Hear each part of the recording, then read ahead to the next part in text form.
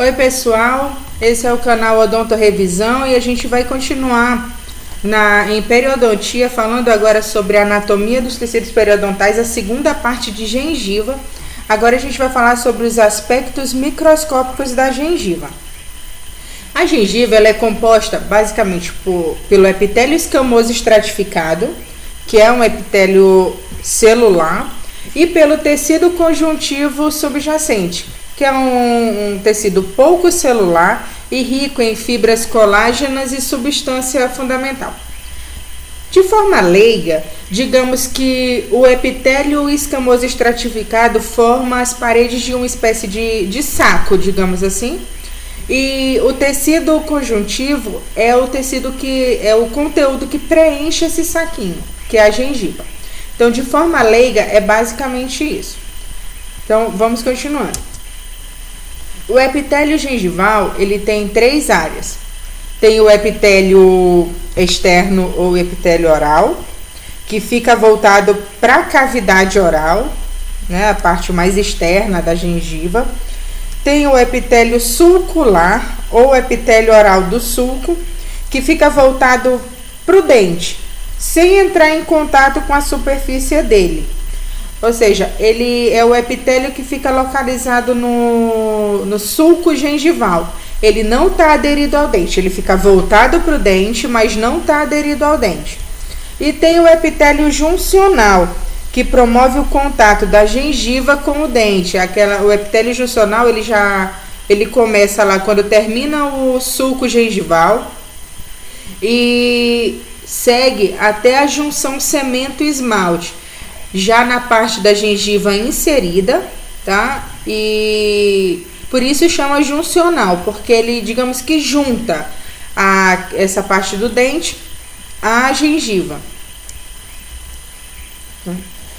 O limite entre o epitélio oral e o tecido conjuntivo subjacente, ele segue num curso ondulado.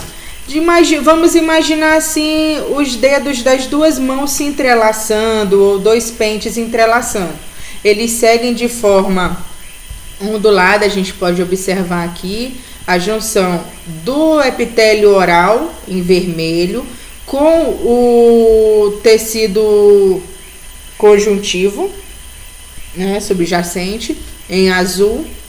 Aqui a gente pode observar a ondulação dele, o curso ondulado.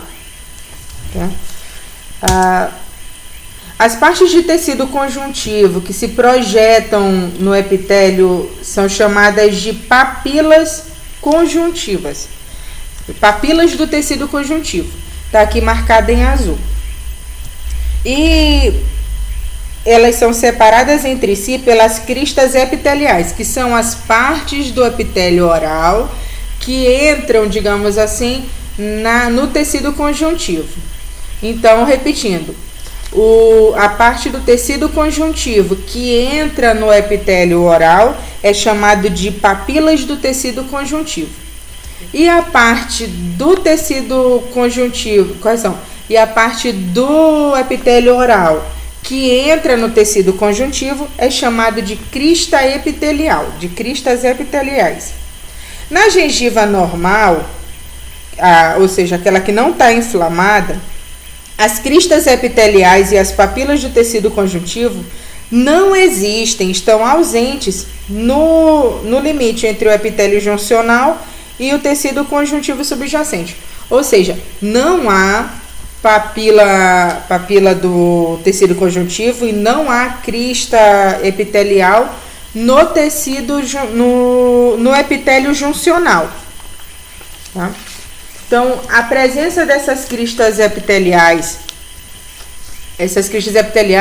é um aspecto morfológico característico do epitélio oral e do epitélio do sulco gengival.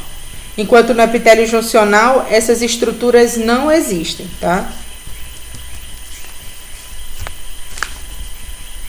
Agora a gente vai falar um pouco sobre o epitélio oral. O epitélio oral é um epitélio escamoso estratificado queratinizado, isso é importante lembrar. Ele é queratinizado, ele é dividido, ele tem 4 camadas de epitélio. Ele tem a camada basal, a espinhosa, a granulosa e a córnea, que é a parte ceratinizada. Importante lembrar nesse momento que o epitélio oral possui camada córnea. A gente vai já perceber depois por que é importante aprender isso, não decorar. O segredo não é decorar, o segredo é aprender o motivo das coisas para que a gente possa assimilar. Então, aprendam que o epitélio oral possui camada córnea. As células presentes no epitélio oral são as mesmas do epitélio, por exemplo, da nossa pele. A gente tem os queratinócitos, os melanócitos, as células de Langerhans, as de Merkel, e também possui células inflamatórias. E a renovação celular desse epitélio ocorre de 10 a 12 dias. Já o epitélio juncional, ele é um epitélio escamoso e estratificado não queratinizado, ou seja, não possui camada córnea. Essa é a grande diferença, digamos assim, do epitélio oral para o epitélio juncional. Epitélio oral possui camada córnea. Epitélio juncional não possui camada córnea, não é queratinizado. Ele possui as camadas basal, espinhosa e granulosa. A renovação celular ocorre de 10 a 12 dias também. Desculpa, ele tem de 10 a 12 camadas. Vai do sulco gengival até a junção amelossementária. E a renovação celular é bem mais rápida que a do epitélio oral. Ela ocorre de 1 a 6 dias. Então, aqui a gente pode observar, por exemplo, na área de Kohl, aqui numa papila, na gengiva interdentária, a gente consegue observar num corte histológico essa parte em azul, aqui que é o epitélio oral. A gente pode observar a ceratinização, a queratinização. Já no epitélio juncional, a gente não observa esse azulado dos queratinócitos, da camada córnea. A gente pode ver uma camada mais fina. Por quê? Porque, como a gente conversou no vídeo anterior, o epitélio oral, a gengiva, ela faz parte da mucosa mastigatória, que precisa ser mais resistente, porque ela está em contato com o epitélio oral. Ele vai estar em contato com toda e qualquer, com a cavidade oral, no caso, vai estar sujeito às intempéries, vai estar sujeito a bactérias, à alimentação, precisa resistir ao processo mastigatório, o que não ocorre no epitélio juncional. Ele está lá protegido, está lá aderido ao dente, então ele não precisa dessa proteção extra que a camada córnea oferece. Então, não tem camada córnea no epitélio juncional. A gente pode observar direitinho aqui na área de Kohl. A gengiva, ela possui uma série de fibras que promovem, que ajudam na resistência, inclusive na amarração, digamos assim, do dente.